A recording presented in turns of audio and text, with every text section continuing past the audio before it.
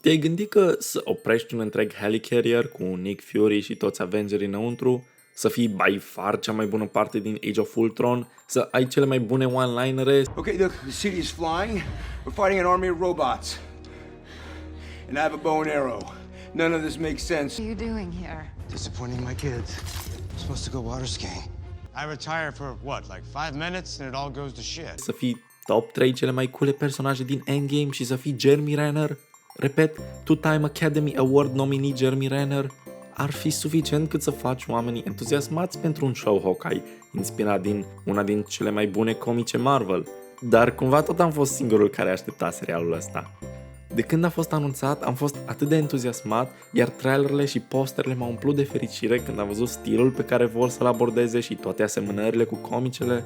Eu am toată colecția Hawkeye a lui Matt Fraction, o poveste care îi urmărește viața lui Clint Barton atunci când nu este un Avenger și ar putea foarte bine să ducă o viață liniștită, dar încăpățânarea lui îl bagă tot mai adânc în diverse aventuri alături de Kate Bishop și Lucky the Pizza Dog. Serialul a fost foarte puternic inspirat după comicele astea. Matt Fraction urma să aibă și un mic cameo în show, dar nu s-a mai putut din cauza acelor lucruri care nu trebuie menționat. Deci la bază show-ul este la fel. Clint Barton o întâlnește pe Kate Bishop, inițial încearcă să-i oprească pe Tracksuit Bros, un grup de mafioți ruși îmbrăcați în training, care pur și simplu nu se opresc din a apărea tot mai mulți, oricât de inofensivi ar fi, dar pe măsură ce avansează, problemele devin tot mai mari și mai serioase. Episoadele au loc în săptămâna Crăciunului, deci Hawkeye intenționează să ajungă acasă pentru a petrece Crăciunul alături de familie. Însă Tracksuit Mafia, Kazi, Echo și alții au alte planuri. Ultima dată când l-am văzut pe Hawkeye a fost în Endgame, iar atunci am apucat să vedem doar o mică părticică din aventurile lui din cei 5 ani în costumul de Ronin. Serialul explorează consecințele pe care Clint trebuie acum să le trăiască, în același timp încercând să treacă peste moartea Natashei, iar Kate e cireașa de pe tort care îi dă toate planurile peste cap. Kate Bishop este cea mai nouă adiție la eroii Marvel, jucată de Hailee Steinfeld. Vă zic de pe acum, a făcut o treabă minunată. Un personaj așa plăcut și fun și relatable a cărat în spate primele 2 episoade. Din cauza că pe Hawkeye îl știm deja de peste 10 ani, nu a fost nevoie ca show-ul să-i mai facă o introducere și s-a putut axa mult mai mult pe Kate Bishop și chiar dacă îl prefer pe Clint, show-ul a prezentat-o foarte bine și a ajuns să-ți placă de ea în primele minute. Și Kate și Lucky au fost aproape perfecți, spun aproape pentru că Lucky a fost mult prea puțin. Un alt aspect pe care Hawkeye trebuie acum să-l sufere este auzul. Și în comice Hawkeye sorzește. Este un issue în care se comunică în mare parte prin sign language. Mi-a plăcut foarte mult modul cum au prezentat și editat acest aspect. Echo este și ea surdă, deci sign language-ul este o parte destul de mare a show-ului. Mie personal mi-a plăcut foarte tare. Jeremy Renner face o treabă incredibilă, nu că ar fi o surpriză, dar trebuia să o spun. Chiar dacă nu are foarte multe de făcut la început, pe cât show-ul merge mai departe, îl explorăm foarte mult pe Clint, iar Renner este mixul perfect de comedie, dramă și acțiune. Show-ul începe foarte ușor prin multă comedie, care e bună în mare parte pentru că Hailee și Renner sunt minunați.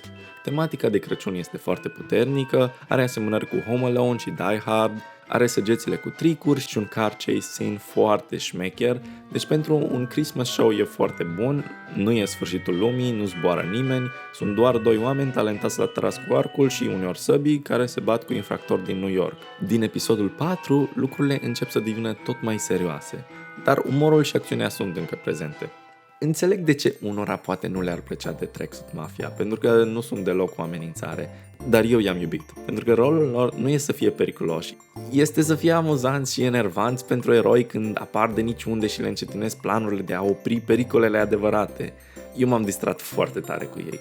Finala este foarte Christmassy, are lumini, bradul mare și împodobit, patinoarul din toate filmele de Crăciun, mult de acțiune și glume și costume și muzică. Pentru cine iubește această tematică, mari șanse să vă placă mult finala, iar pentru restul e posibil să vă enervați în ultimul hal pentru că uneori devine full-on Home Alone. Eu nu mă dau în vânt după stilul ăsta, mi-au plăcut multe părți și cred că asta este una din finalele mai bune a show-urilor Disney+, dacă nu chiar cea mai bună, având în vedere că Loki a avut mai degrabă un trailer pentru sezonul 2 decât o finală. Show-urile astea nu au reușit nici care să facă o finală foarte bună. Hawkeye se apropie, dar parcă ceva, poate Disney, poate faptul că e Crăciunul, nu m-am simțit satisfăcut. Nu dezamăgit, în ciuda faptului că am avut așteptări foarte mari, show-ul nu m-a dezamăgit niciodată, dar am simțit că s-a oprit ori prea brusc, ori nu știu ce să mai facă. Pe parcursul episoadelor apar tot mai multe elemente și deși mă așteptam ca în finală totul să se strângă într-un punct și să fie un challenge pentru eroi să rezolve totul, fiecare plotline s-a încheiat separat într-un mod destul de anticlimatic și nu pot să mă simt satisfăcut. Deși tensiunea a tot crescut din episodul 5 și pe parcursul finalei am avut multe emoții. Problema asta se rezumă foarte ușor la villainii show-ului. Cum am zis mai înainte, Tracksuit Mafia nu ar trebui să fie niște villaini buni. Ei doar trag de timp în timp ce adevăratele pericole vin. Nu pot vorbi despre toate aceste lucruri fără spoilere, dar ideea este că niciunul din restul personajelor nu este un pericol.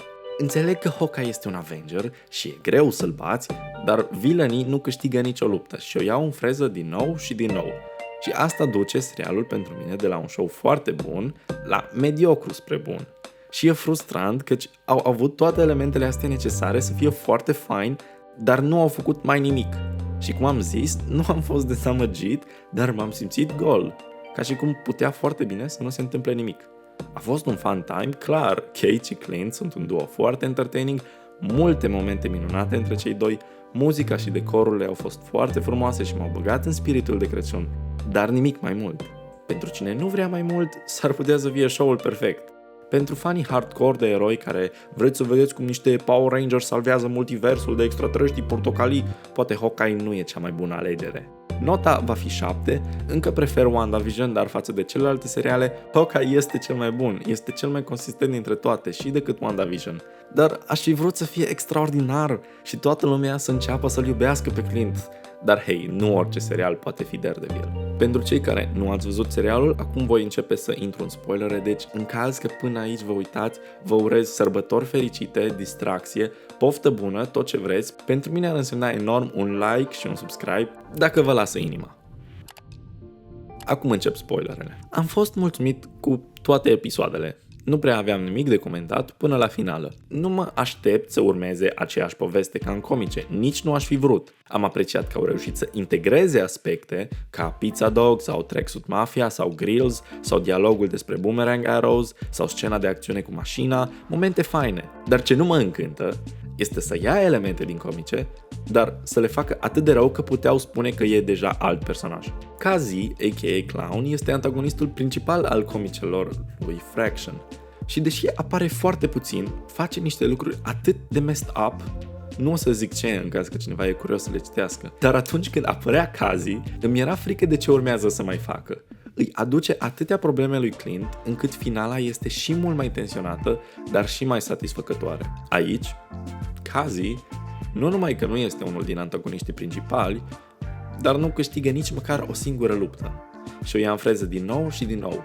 De la Kate, de la Clint, de la Echo, zici că e un cățeluș speriat pe lângă toată lumea. Cum aș putea să-l iau în serios când nu e de nimic, nu intimidează pe nimeni, e pe același nivel de seriozitate cu restul mafioților, doar că zice mai puțin bro. Elena apare la finalul episodului 4, era de așteptat și nu am nimic de comentat. Florence Pugh a fost preferata mea parte din Black Widow, iar în episodul 5 continuă să fie foarte amuzantă, mi-a plăcut foarte tare de ea și aici. Mă bucur să o văd din nou, Elena și Kate au scene foarte faine împreună, dar a venit să-mi omoare eroul preferat, deci aici e o problemă. Fiecare episod tizuie că există un șef al lui Echo și Kazi și mafioților și cum mulți au ghicit, acesta este Wilson Fisk. Și nu jucat de oricine, jucat de Vincent D'Onofrio.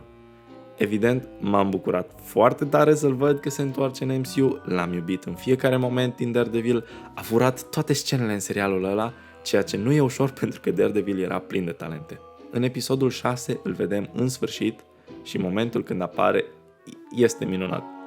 Puteau liniștiți să nu mai arate restul episodului pentru că a făcut o treabă perfectă. De Echo mi-a plăcut puțin, dar nici ea, la fel ca și Kazi, nu intimidează pe nimeni pentru că nu o vezi să facă mai nimic. De Eleanor nu am ce să zic și atunci villainii serioși rămân Kingpin și Elena.